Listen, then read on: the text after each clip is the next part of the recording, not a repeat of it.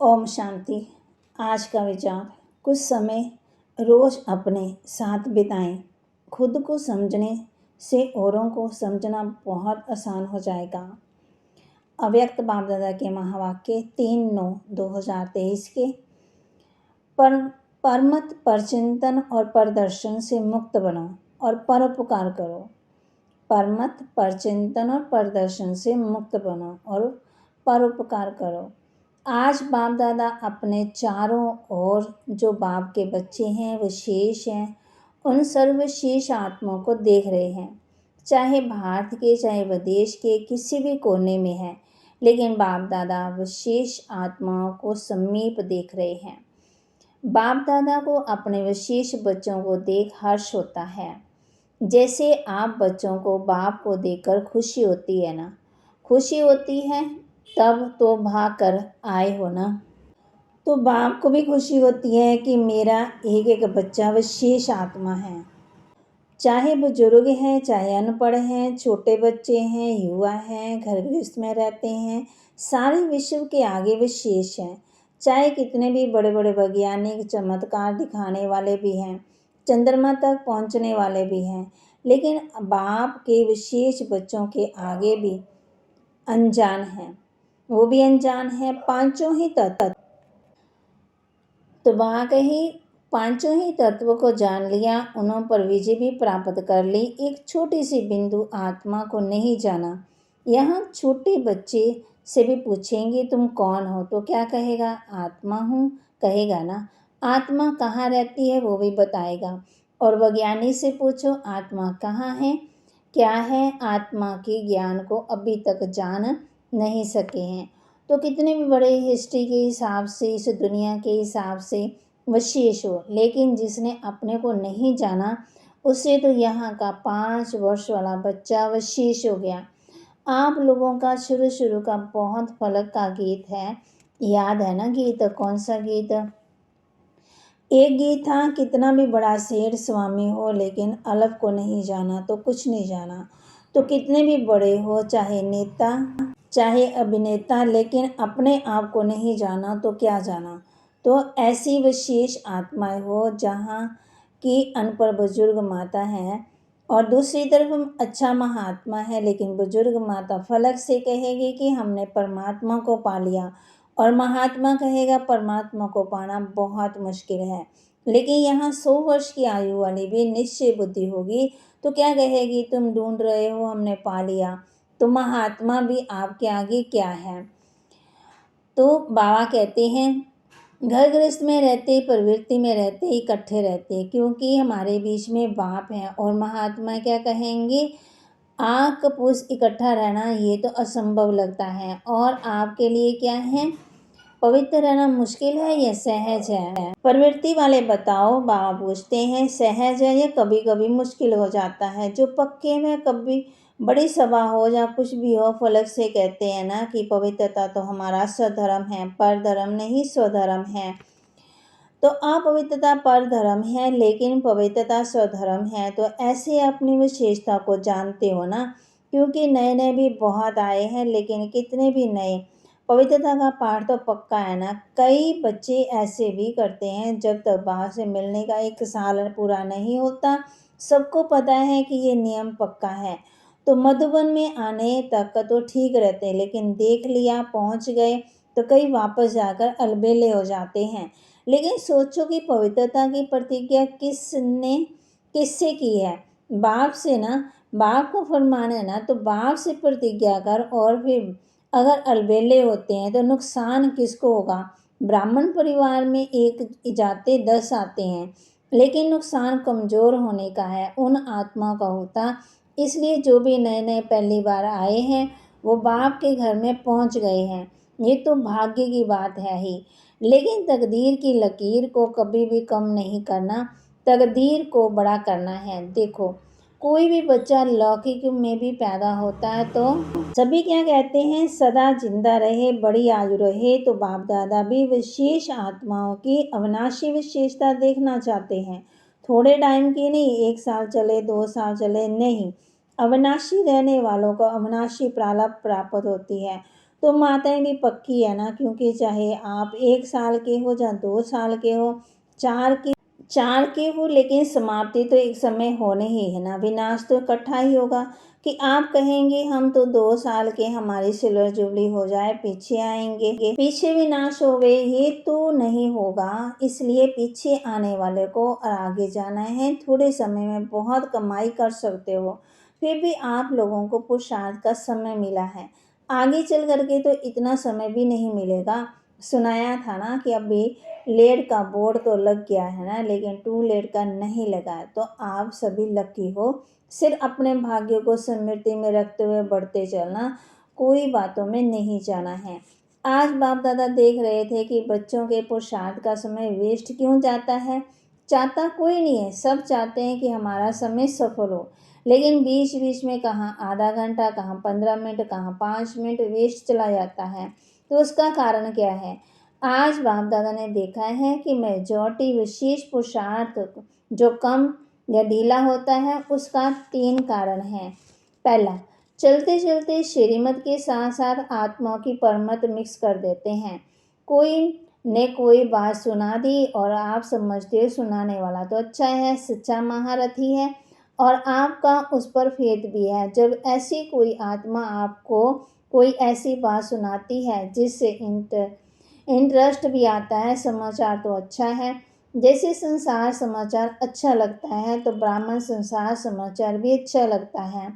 तो आपने उस पर फेथ रख करके वो बात सुन ली, माना अपने अंदर समा ली, कट नहीं किया। तो बात सच्ची भी है, समाचार सच्चा भी होता है, सब झूठा नहीं होता है, कोई सच्चा भी होता। लेकिन बाप का फरमान क्या है कि ऐसे समाचार भले सुनो, ये है फरमान नहीं, जिससे आपका कोई कनेक्शन नहीं है। सिर्फ दिलचस्प समाचार आप कर कुछ नहीं कर सकते। सिर्फ सुन लिया तो वे समाचार बुद्धि में आ गया, टाइम वेस्ट हुआ ना या नहीं। और बाप की श्रीमत में परमत मिक्स कर दी, क्योंकि बाप की आज्ञा है सुनते हुए भी नहीं सुनो, तो आपने सुना क्यों? उसकी आदत डाली। मानो एक बार आपको समाचार सुनाया, आपको भी बहुत अच्छा लगा, नई बात है, ऐसे ही होता है, ये पता तो पड़ गया ना। लेकिन अगर एक बारी आपने उनकी बात सुनी तो दूसरी बारी वह कहाँ जाएगा?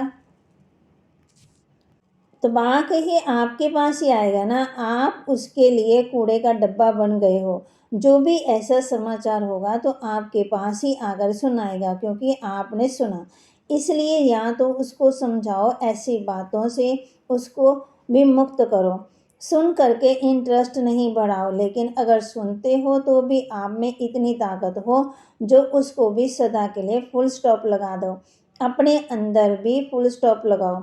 जिस व्यक्ति का समाचार सुना उसके प्रति दृष्टि व संकल्प भी घृणा भाव बिल्कुल नहीं हो, इतनी पावर आप में है। तो ये सुनना नहीं हुआ, उसका कल्याण करना हुआ। लेकिन रिजल्ट में देखा जाता है मेजॉरिटी थोड़ा थोड़ा खिचड़ा इकट्ठा होते होते घृणा भाव चाल चलन में अंतर आ जाता है, और कुछ भी नहीं होगा। तो उस आत्मा के प्रति सेवा करने की भावना नहीं होगी, भारीपन होगा। इसको कहा जाता है श्रीमत में परमत मिलाना। समाचार तो बाप दादा भी सुनते हैं, लेकिन होता क्या है, मेजॉरिटी का भाव बदल जाता है, सुनाने में भी भाव बदल जाता है। एक आकर कहता है मैंने देखा है कि ये दो बात कर रहे थे, और एक का सुना हुआ, दूसरा फिर कहता नहीं नहीं खड़े भी थे तो बहुत अच्छे, इस अच्छी तरह से नहीं खड़े थे। दूसरा फिर तीसरा कहेगा, फिर दूसरा एडिशन करेगा, फिर तीसरा करेगा, लेकिन भाव बदल गया ना। उन्हों की भावना क्या है और बातों की भाव कितना बदल जाता है। तो ये परमत वायुमंडल को खराब कर देता है। तो जो टाइम वेस्ट जाता है उसका एक कारण परमत और दूसरा कारण है परचिंतन। एक से बात सुनी तो 8-10 को नहीं सुनाए, ये हो ही नहीं सकता। अगर कोई दूर देश में भी होगा तो उसको पत्र भी लिख देंगे, यहाँ बहुत नई बात हुई है, आप आएंगे तो ज़रूर सुनाएंगे। तो ये क्या हो गया? परचिंतन। समझो, आपने 4 को सुनाया, उन 4 की भावना उस आत्मा के प्रति सुनाएंगे, तो ये क्या हो गया? परचिंतन। समझो। तो बा कहती उन 4 की भावना उस आत्मा के प्रति आपने खराब तो की ना, पर चिंतन शुरू हुआ। इसकी गति बड़ी फास्ट और लंबी होती है। पर चिंतन 1-2 सेकंड में पूरा नहीं होता है। जैसे बाप दादा सुनाते हैं कि जब किसी को भी ज्ञान सुनाओ तो इंटरेस्ट दिलाने के लिए उसको कहानी की रीति सुनाओ। पहले ये हुआ, फिर क्या हुआ, फिर क्या हुआ, फिर क्या हुआ, तो इंटरेस्ट बढ़ता है ना। ऐसे जो परचिंतन होता है वो भी इंटरेस्ट होता है उसमें। दूसरा जरूर सोचेगा फिर क्या हुआ, फिर ऐसे हुआ, हाँ ऐसे ही होगा। तो ये कहानी बड़ी लंबी है। बाप दादा तो सबके दिल की बातें सुनते भी हैं, देखते भी हैं। कोई कितना भी छिपाने की कोशिश करे, सिर्फ बाप दादा कहाँ कहाँ लोक संग्रह में अर्थ खुला इशारा नहीं देते। बाकी जानते सब हैं, देखते सब हैं। कोई कितना भी कहे कि नहीं मैं तो कभी नहीं करता। बाप दादा के पास रजिस्टर है, कितनी बार किया, क्या क्या किया, किस समय किया, कितनों से किया, ये सब रजिस्टर है। सिर्फ कहाँ कहाँ चुप रहना पड़ता है। तो दूसरी बात सुनाई परचिंतन, उसका स्वचिंतन कभी नहीं चलेगा। कोई भी बात होगी परचिंतन वाला अपनी गलती भी दूसरे पर लगाएगा, और परचिंतन वाले बात बनाने में नंबर 1 होते हैं। पूरी अपनी गलती दूसरों के प्रति ऐसे सिद्ध करेंगे जो सुनने वाले बड़ों को भी चुप रहना पड़ता है। तो स्वचिंतन इसको नहीं कहा जाता है। सिर्फ ज्ञान की पॉइंट रिपीट कर दी या ज्ञान की पॉइंट सुन ली, सुना दी, सिर्फ ये स्वचिंतन नहीं। लेकिन स्वचिंतन अर्थात अपनी सूक्ष्म कमजोरियों को, अपनी छोटी छोटी गलतियों को चिंतन करके मिटाना, परिवर्तन करना, ये स्वचिंतन है। बाकी ज्ञान सुनना और सुनाना उसमें भी सभी होशियार हो, वो ज्ञान का चिंतन मनन। लेकिन स्वचिंतन का महीन अर्थ अपने प्रति, क्योंकि जब रिजल्ट निकलेगी तो रिजल्ट में ये नहीं देखा जाएगा कि इसने ज्ञान का मनन अच्छा किया है या सेवा में ज्ञान को अच्छा यूज़ किया है। इस रिजल्ट के पहले स्वचिंतन और परिवर्तन, स्वचिंतन करने का अर्थ ही है परिवर्तन करना। तो जब फाइनल रिजल्ट होगी तो उसमें पहली मार्क्स प्रैक्टिकल धारणा स्वरूप को मिलेगी। जो धारणा स्वरूप होगा वो नेचुरल योगी तो होगा ही। अगर मार्क्स ज़्यादा लेनी है तो पहले जो दूसरों को सुनाते हो, आजकल वैल्यूज़ पर जो भाषण करते हैं उसकी पहले स्वयं में चेकिंग करो, क्योंकि सेवा की 1 मार्क तो धारणा स्वरूप में 10 मार्क्स होती है ना। धारणा तो करनी है। अगर आप ज्ञान नहीं दे सकते लेकिन अपनी धारणा प्रभाव डालते हो तो आपको सेवा की मार्क्स जमा हो गई ना। आजकल नहीं, कई समझते हैं कि हमको सेवा का चांस बहुत कम मिलता है। हमको चांस मिलना चाहिए, दूसरों को मिलता है, मेरे को क्यों नहीं। सेवा करना बहुत अच्छा है, क्योंकि अगर बुद्धि फ्री रहती है तो व्यर्थ बहुत चलता है। इसलिए सेवा में बुद्धि बिजी रहे, ये साधन अच्छा है। सेवा का उमंग तो अच्छा ही है, लेकिन ड्रामा सा सर्कमस्टांस अनुसार मानो आपको चांस नहीं मिला और आपकी अवस्था दूसरों की सेवा करने की बजाय अपनी भी गिरावट में आ जाए, तो वो सेवा आपको हलचल में लाए, तो वो सेवा क्या हुई? उस सेवा का प्रत्यक्ष फल क्या मिलेगा? सच्ची सेवा, प्यार से सेवा, सभी की दुआओं से सेवा, उसका प्रत्यक्ष फल खुशी होती है। और अगर सेवा में फीलिंग आ गई तो यहाँ ब्राह्मण फीलिंग तो क्या कहते हैं, फ्लू वाला क्या कहता है, सो जाता है। खाना नहीं खाएगा, सो जाएगा ना। जहाँ भी फीलिंग आती है तो खाना छोड़ना या रूठ कर बैठ जाएगा। तो अगर आप धारणा स्वरूप हो, सच्चे सेवादारी हो, स्वार्थी सेवा नहीं हो, एक होती है कल्याण के भावना की सेवा और दूसरी होती है स्वार्थ से। मेरा नाम आ जाएगा, मेरा अखबार फोटो में आ जाएगा, मेरा टीवी में आ जाएगा, मेरा ब्राह्मणों में नाम आ जाएगा, ब्राह्मणी बहुत आगे रखेगी, पूछेगी। ये सब भाव स्वार्थ सेवा के हैं, क्योंकि आजकल के हिसाब से, प्रत्यक्षता के हिसाब से अभी सेवा आपके पास आएगी। शुरू में स्थापना की बात दूसरी थी, लेकिन आप सेवा के पीछे नहीं जाएंगे, आपके पास सेवा खुद चल कर आएगी। तो जो सच्चा सेवाधारी, उस सेवाधारी को चलो और कोई सेवा नहीं मिली, लेकिन बाप दादा कहते अपने चेहरे से, अपने चलन से सेवा करो।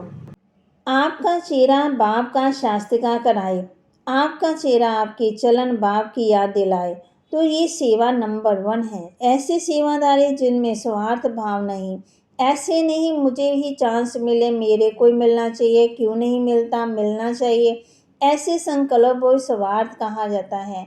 चाहे ब्राह्मण परिवार में आपका नाम नामी ग्रामी नहीं, सेवाधारी अच्छे हो, फिर भी आपका नाम नहीं है, लेकिन बाप के पास तो नाम है ना। जब बाप के दिल पर नाम है और तो और क्या चाहिए। और सिर्फ बाप के दिल पर नहीं, लेकिन जब फाइनल में नंबर मिलेंगे तो आपका नंबर आगे होगा, क्योंकि बाप दादा हिसाब देख रखते हैं। आपको चांस नहीं मिला, आप राइट हो, लेकिन चांस नहीं मिला तो वो भी नोट होता है।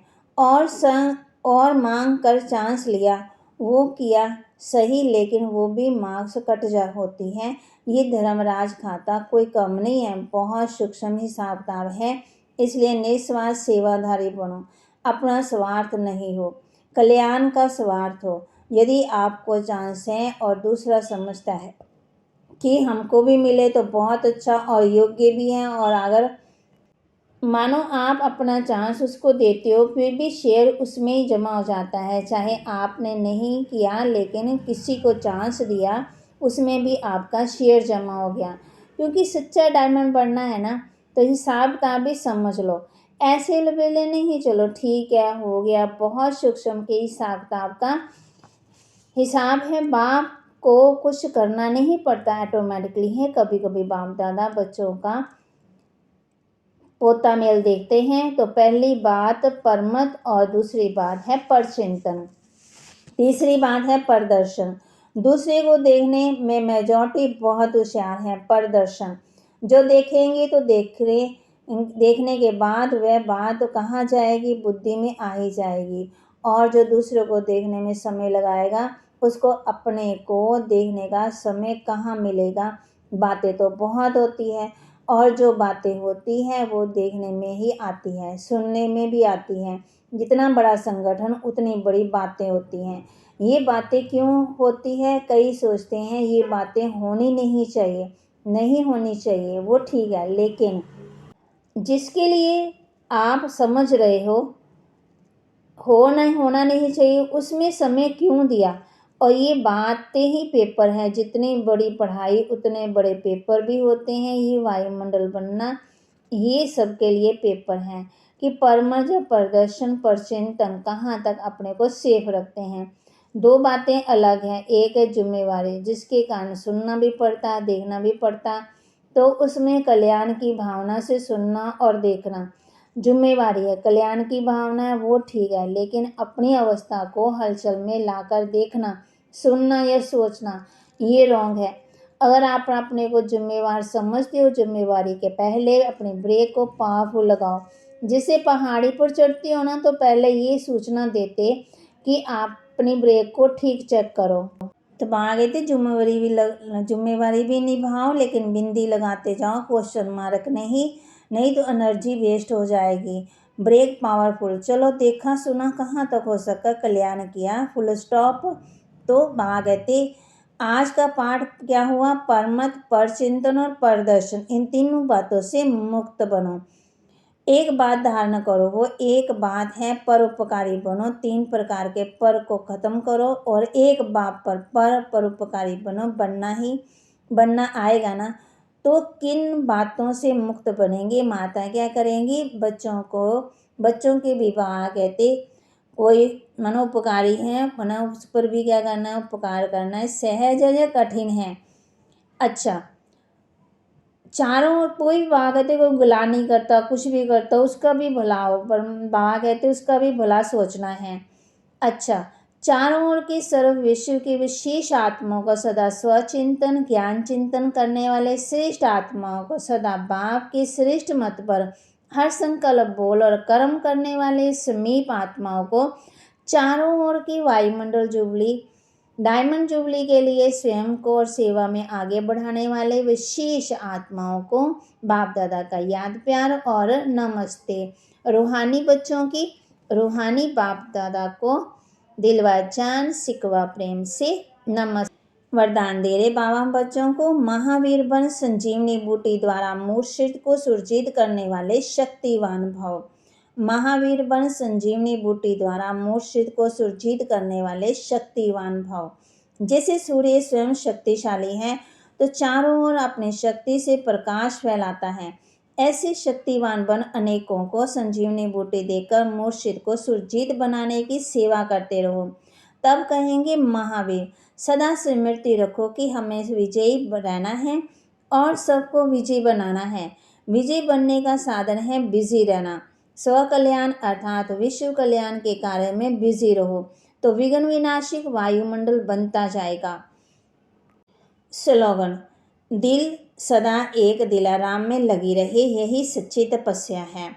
दिल सदा एक दिलाराम में लगी रहे, यही सच्ची तपस्या है। आज हमने इस बात पर ध्यान देना है, दिल किस में लगानी है? एक दिलाराम में, और यही सच्ची तपस्या करनी। आज बाबा ने बच्चों को कहा है परचिंतन, पर स्वचिंतन करना है, परचिंतन नहीं करना, पर मत से मुक्त रहना है और अपने संकल्प, बोल और कर्म की एनर्जी को वेस्ट नहीं करना है। परमत नहीं, परचिंतन नहीं और परदर्शन, इन बातों से मुक्त बनो। ओम शांति।